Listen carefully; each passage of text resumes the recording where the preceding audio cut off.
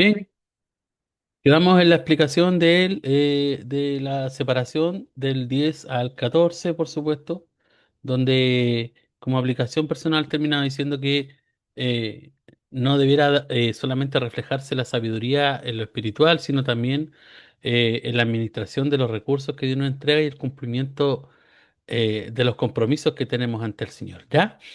Luego vamos a pasar un poco del versículo 15 hasta el 23. Ya nos van quedando muy poco. El otro día les decía que cada capítulo son muy extensos. Tienen hartos versículos, entonces por eso, por ende, a veces nos cuesta y nos demora un poquito más.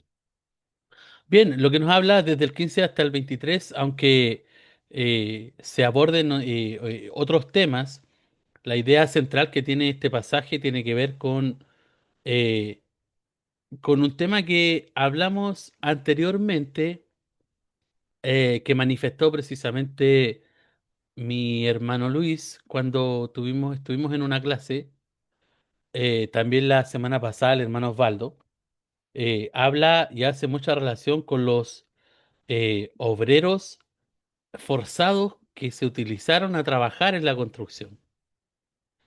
Eh, Cabe de importancia, por supuesto, recalcar que ningún hebreo era obligado a trabajar en los proyectos, ¿ya? Eh, Sino, como nos declara, y lo podemos ir al versículo 20, eran solo a extranjeros, ¿ya? Ningún hebreo era obligado a trabajar de manera forzada en este proyecto, sino a solo los extranjeros. Y el versículo 20 lo manifiesta y dice: a todos los pueblos que quedaron de los amorreos, heteos, fereceos, heveos y jebuseos, que no eran de los hijos de Israel. Y luego dice: a sus hijos que quedaron en la tierra después de ellos, que los hijos de Israel no pudieron acabar, hizo Salomón que sirviesen con tributo hasta hoy, nos declara la palabra. ¿Ya? Entonces, si no, solo extranjeros. Y la segunda parte del verso 21 nos da a entender que Salomón los sometió a tributo, a pagar de manera en tributo laboral hasta el día de hoy, como, no, como nos declara. Eh, Quiere decir que para la época de aquel entonces, eh, lo que manifestaba el escritor bíblico, que los extranjeros que estaban dentro de Israel eran trabajadores forzados. O no sé si recuerdan ustedes el nombre que se les daba, trabajo, leva, ¿cierto? Leva. Entonces, para seguir continuando, los proyectos que Salomón realiza no terminan exclusivamente con el templo y también con su propio palacio, sino que sigue adelante con una considerable perdón, de actividades de construcción. Esto conlleva comercio, conlleva también seguridad, conlleva también la extensión del reino.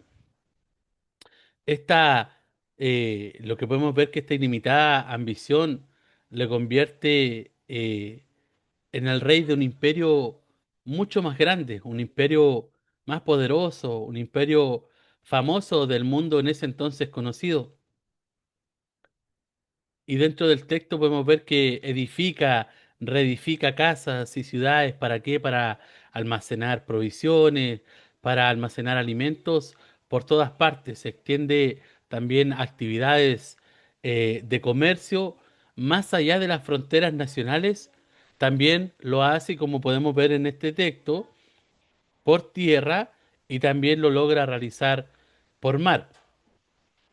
En este caso, con la ayuda de sus vecinos eh, y expertos que eran los fenicios, fabricaron barcos, puertos, artilleros y una buena flota para comercializar con carros, caballos, oro y otras, y otras cosas a todo lo largo del mar Rojo en este caso. Eh, Se decía que Salomón llegó hasta más o menos las limitantes que tenemos nosotros en nuestra actualidad, hasta la India, hasta África, hasta Arabia, y que de estos riquísimos lugares obtuvo gran parte de la riqueza que le hizo tan poderoso y tan famoso en aquel entonces en el mundo conocido. Algunos de los sitios que se mencionan en este texto, algunos de los sitios mencionados pueden ser enigmáticos, ¿ya? Entre ellos está Milo, lo cual manifiesta desde el 15 al 24. Claro, los lectores de aquel entonces, originalmente los hebreos, eh, sí sabrían, en este caso, eh, sobre Milo, pero hoy no se puede afirmar con certeza la naturaleza de este. No obstante, eh, un comentarista, Butler, sugiere una idea muy interesante, ¿ah? En el vocablo hebreo, Milo significa algo como relleno. Una teoría es que el término se aplicaba a una especie de terraza o grada que facilitaba la construcción de edificios pesados en lugares pendientes o empinados también. Probablemente a esto se refiere este texto. Se sabe que Jerusalén se extendió más allá de sus límites después de de su captura por David. La ciudad se extendió hacia el norte para abarcar el monte Moriah en el tiempo de las ampliaciones de Salomón. Era en ese monte en donde Salomón, tiempo después, construiría el templo, el cual dedicó a Dios, ya que había quedado un espacio muy amplio entre la antigua ciudad de los Jebuseos, que era la ciudad de David, y el monte Moriah. Aquel ofrecía campo para las construcciones adicionales y todo lo que se hizo después, por supuesto, del templo. De modo que para proveer la plataforma sobre la cual construir, se haría una serie de muros de contención a lo largo del declive. eh, Toneladas de tierra y piedras se arrojarían detrás de los muros para reforzar terrazas grandes con el fin de poder sostener los edificios nuevos que tenía que construir y que construyó el rey Salomón. También desde el versículo 15 al versículo 18 se muestran las seis ciudades mencionadas, ya son contadas, en este caso, desde el norte hasta el sur. Cada ciudad que había era estratégicamente para la protección de Jerusalén. Seguramente, y podemos definir a esta altura que por eso Salomón se esmeró tanto en su construcción. La edificación también, como nos habla en el verso 19, la edificación en Líbano es ciertamente sorprendente, pues no hay otro indicio histórico de construcción fuera de Israel de parte de Salomón. Debemos de recordar que Salomón no era guerrero como su padre, pero tampoco carecía de conocimientos militares. Por esto construyó también ciudades especiales, en este caso para la caballería, para sus jinetes y también para los carros de combate, aunque esto no era usado en Israel, ¿ya? Es por esto que algunos opinan que la alusión a edificios para caballos y carros no puede referirse a a la caballería propiamente dicha. Como gobernante se preocupó, por supuesto, Salomón de la defensa y la seguridad de su pueblo.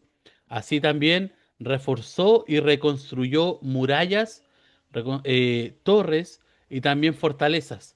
Por supuesto, con el afán y pensando en que había que protegerse contra enemigos e invasores en estos casos. Como ya hemos mencionado, para realizar todo esto, el rey tuvo que apelar a una vieja costumbre y no buena, y la cual a la larga contrajo sus consecuencias, que ya se había empleado antes, que era la leva, ¿ya? Y en esta circunstancia, esta se aplicó, eh, la leva, perdón, o trabajo forzado, porque era algo en realidad muy semejante a la esclavitud. Y eso lo vemos en el capítulo 5 en el verso 13 que habíamos tratado anteriormente, y también está en Segunda de Crónicas también el relato similar, ¿ya? Pero esta vez, muy en especial, se aplicó solo a los extranjeros y sobrevivientes de las tierras conquistadas. Entonces, los propios israelitas no fueron obligados a este trato tan inhumano, por así decirlo. Pero con todo, la dureza de la gente, aún aún no hebreos, a la larga también serviría como base para la desintegración de la nación. Tendría sus consecuencias este trabajo de leva o trabajo forzado sobre los extranjeros de aquel entonces.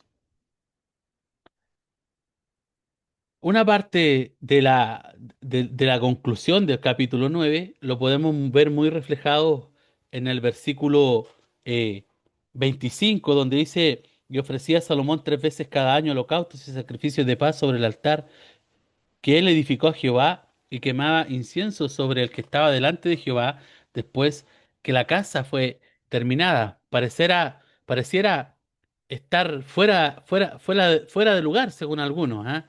Pero podemos unirla de la siguiente manera. Es casi imposible que un rey tan religioso como Salomón, después de todo, no asumiera también su papel como líder religioso del culto de Dios. Pero esto concluye mencionando luego las 3 fiestas anuales a las que todos debían asistir con sacrificios de paz y de adoración al Dios de Israel. Hay un tema importante igual, hermanos, que se da dentro del versículo, y hago un entre paréntesis, que habla en el verso 16, donde dice Faraón, el rey de Egipto, había subido y tomado a Geser y la quemó y la dio a muerte a los cananeos que habitaban la ciudad, y la dio en dote a su hija, la mujer de Salomón. La palabra, para aquellos que han leído el texto en dote, por ahí a lo mejor la pronunciación eh, no es la mejor, pero viene del hebreo bíblico de aquel entonces, donde habla de Shiluhim. Ya, y yo tomé una perspectiva bien importante de esto para lograr entender lo que era el dote. El hebreo actual le da otro significado, ¿ah? Y el significado exacto, por supuesto, depende del contexto de aquel entonces. Ya, dote o regalos de despedida también se refiere a los regalos o territorios que un padre le entrega a su hija cuando ella se casa y se va de la casa. ¿Ya? Eso habla respecto al dote, eh, que en este caso le entregó el rey a su hija, la mujer de Salomón. Quería hacer solo un entre paréntesis al respecto de eso, si existía alguna duda de esa palabra en específico, como bien se manifestó en anteriores clases respecto al EVA o el trabajo forzado. También dote tiene su significado que me llamó bastante la, la atención en un significado en un hebreo un poco más actual. Habla de mojar, que es el término común para referirse, en este caso, a la dote, que es precio de compra, representa el pago de bienes o de trabajo. Como el ejemplo que pudimos ver en algún aspecto en lo que pasó, y retrocedo un poco, al trabajo que realizó Jacob por Lea y por Raquel, ¿ya? Pero eso es tema un poco más extenso que lo podemos ir viendo después. Avanzamos, el versículo 26 y 28 nos muestra cómo se desarrolla el trabajo a través de las flotas mercantiles en este caso. Y el capítulo 9 y el capítulo 10 nos manifiestan y hablan de 3 flotas mercantiles de Salomón. En el 9 lo encontramos en el versículo 26, y las otras dos están en el capítulo 10, en el versículo 11 y luego en el versículo 22, perdón. Y nos enseña un poco el que hubiera flotas era muy inusual, porque los hebreos, en este caso de aquel entonces, casi nunca se conocían como marineros expertos en esto, y a la larga también para ellos el mar representaba algo muy maligno, ya que en ese entonces existían monstruos marinos que por supuesto a la postre, luego del tiempo, llegarían a tener simbolismos dentro de. Pero pese a esto, durante el tiempo del apogeo de Salomón, este compartía con Irán de Tiro naves que surcaban por el Mar Rojo y el Mar Índigo. Dado en esto al poco conocimiento de los mares que los hebreos tenían, es por supuesto crucial el papel que Irán jugaría en esta cooperación.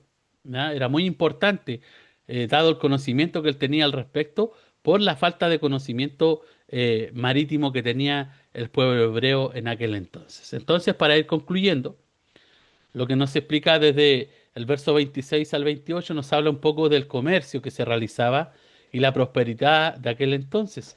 La última parte de este capítulo nos describe cómo Salomón construyó una flota de barcos en Esión, Geber, cerca del Mar Rojo, con la ayuda de quién? De los experimentados marineros enviados por Irán. Las embarcaciones viajaron hasta Ofir y trajeron una enorme cantidad de oro para el reino. Este comercio, llamado comercio internacional, demostraba el alto nivel de prosperidad alcanzado por Israel en aquel entonces. Por supuesto, Dios estaba cumpliendo su promesa de bendecir a Salomón con riqueza, también con prestigio y reconocimiento entre las naciones. Sin embargo, el relato también eh, nos prepara a cada uno de nosotros los lectores para los capítulos que siguen más adelante donde esa abundancia, y aquí vamos a empezar a dilucidar un poco más lo que viene para la próxima clase, donde esa abundancia comienza a convertirse en un riesgo para el corazón del rey. Es por eso que es muy importante toda esta parte de la historia. Las bendiciones, por supuesto, materiales son buenas, pero ¿sabe cuándo? Cuando ocupan el lugar correcto en nuestros corazones. Eh, La riqueza nunca debe reemplazar la dependencia de Dios. El día domingo teníamos un mensaje referente al joven rico, no sé si mis hermanos se acuerdan. Entonces, debemos de poner mucha precaución en aquello. Las bendiciones materiales, por supuesto, son buenas, porque creemos que provienen del Señor, punto uno. Y punto dos, son buenas cuando ocupan un lugar correcto en nuestra vida. Pero esas bendiciones no pueden reemplazar la dependencia que nosotros tenemos del Señor. Quisiera hacer un entre paréntesis generalizado y extendernos y ver las oportunidades y privilegios que existieron en torno a la vida del rey Salomón en estos capítulos. Podemos ver la vida de Salomón desde el capítulo 1 hasta el capítulo 11 y aquí me estoy extendiendo un poco más allá y estoy haciendo casi una introducción para la próxima clase. Salomón fue un hombre sabio, por supuesto que sí, por la sabiduría que le entregó el Señor, el más sabio de todos los tiempos. Eso yo creo que no está en discusión. Con todo lo que él tuvo a su disposición, la pregunta es, ¿alcanzó su potencial? Un repaso de su vida nos enseña algunas verdades de una vida repleta de oportunidades de parte del Señor para él. Salomón era privilegiado, por supuesto que sí. Fue criado en una corte real, y eso lo vemos desde el primer capítulo. Ya, la fama de la sabiduría de Salomón y su riqueza llegó a todo el mundo conocido, y eso lo pudimos ver a través del capítulo 4. Salomón era sabio, entonces la sabiduría que él tenía la demostraba en humildad, y lo vimos en el capítulo 3 en su versículo 9 que quedó muy grabado en mi corazón. La sabiduría, por supuesto, fue el resultado de una actitud de servicio, que también está dentro del capítulo 3, en el versículo 11 y en el versículo 12. Pero más adelante su sabiduría también fue probada, en el mismo capítulo 3, en el verso 16 al verso 18. Salomón era devoto. En el comienzo de su reino, su devoción era espiritual y pura, y por supuesto fue honrada por Dios, y fue lo que pudimos leer hoy a través del capítulo 9, del versículo 1 al versículo 5 en adelante, cuando Dios confirmó el pacto con Salomón. Pero que vamos a ver más adelante, y aquí empiezo a anticipar, y ya les decía anteriormente, al ganar fama, al ganar fortuna, Salomón amó más lo material y su devoción pasó a convertirse en religión o en religiosidad vacía, como pudiéramos decirlo, y fue rechazada por Dios, que esa va a ser la última clase que vamos a tener respecto a la vida de Salomón. Y podemos ir concluyendo que ahora nosotros, como podemos disfrutar de esta palabra y podemos leer y podemos sacar en idea para nuestras vidas, qué triste que el hombre más sabio de la historia terminó su carrera en desgracia delante de los ojos de Dios. También nos debe hacer pensar que las oportunidades que tenemos, nos debe hacer pensar en las oportunidades que tenemos nosotros, cada uno en nuestra vida, y también meditar qué hacemos en ellas. Hay algunas enseñanzas principales a través de este capítulo y nos deja varias lecciones importantes para nuestra vida cristiana. Dios escucha las oraciones de quienes buscan sinceramente su presencia. Lo pudimos ver en los primeros textos, en los primeros versículos. Las promesas de Dios van acompañadas ¿de qué? Si bien se recuerda, de un llamado a vivir en obediencia al Señor. Si vivimos en obediencia ante Él, por supuesto, sus bendiciones están para cada uno de nosotros. Lo que Dios pide, que la fidelidad es más importante que cualquier edificio, que cualquier ceremonia, que cualquier tradición religiosa que podamos tener. Lo más importante es la fidelidad al Señor. Nos enseña este capítulo también que la prosperidad debemos administrarla con humildad, pero también con responsabilidad. Y también nos enseña que las malas decisiones, aunque muchas veces parezcan pequeñas, pueden producir consecuencias importantes en el futuro. La verdadera adoración se demuestra, estimados hermanos, tanto en el culto, tanto en la iglesia, tanto en nuestro conducir con nuestros hermanos, como también en la vida diaria, con nuestro entorno, con nuestra familia, con nuestros amigos, con nuestros compañeros de trabajo. No es solamente direccionada a nuestras cuatro paredes, nosotros vivimos en una vida completa en adoración al Señor. Por lo tanto, este capítulo 9 presenta uno de los momentos más importantes en el reinado de Salomón. Dios confirma que ha escuchado su oración de dedicación del templo y promete bendecir a Israel si Israel que hace permanece fiel a su pacto. Al mismo tiempo también advierte claramente de que la desobediencia traerá juicio, incluso sobre el templo que acaba de ser consagrado. El capítulo nos muestra también un reino en su época de mayor esplendor, las grandes construcciones, las alianzas internacionales que se realizaron, el comercio reflejan la sabiduría y la prosperidad de Dios que Dios le había concedido a Salomón. Pero sin embargo, entre esas bendiciones ya aparecen algunas señales de alerta para Salomón y para el pueblo y por supuesto también en la actualidad para cada uno de nosotros. Decisiones políticas que son un tanto discutibles, alianzas con naciones extranjeras y una creciente confianza, por supuesto, en el poder económico más que la dependencia en el Señor. Para nosotros hoy en día, este capítulo nos tiene que recordar y nos viene a recordar que por supuesto Dios cumple sus promesas y escucha nuestras oraciones, pero también espera una obediencia constante de cada uno de nosotros. El éxito, las riquezas o los logros nunca sustituyen una relación sincera con el Señor. La verdadera grandeza no existe en construir grandes obras, sino en qué, en permanecer fieles al Señor todos los días. En definitiva, hermanos, y para estar finalizando, lo que hoy en Primera de Reyes, en este capítulo 9 nos enseña es que las bendiciones de Dios deben llevarnos ¿a qué? ¿A una mayor ingratitud y desobediencia? No, nos tienen que llevar a una mayor gratitud y a una mayor obediencia al Señor. Cuando el pueblo del Señor camina en fidelidad, disfruta, por supuesto, de su presencia y también disfruta de sus promesas y de sus bendiciones. Pero cuando el pueblo se aparta de Él, incluso las mayores bendiciones que Él ha entregado pueden, por supuesto, llegar a perderse. Por eso, la invitación que nos hace este capítulo es a mantenernos con un corazón íntegro, con un corazón humilde, con un corazón obediente, confiando siempre en el Señor por encima de cualquier riqueza, por encima de cualquier éxito o todo lo material que podamos adquirir en nuestra vida. Es la invitación que Dios nos hace en este día. Que el Señor nos bendiga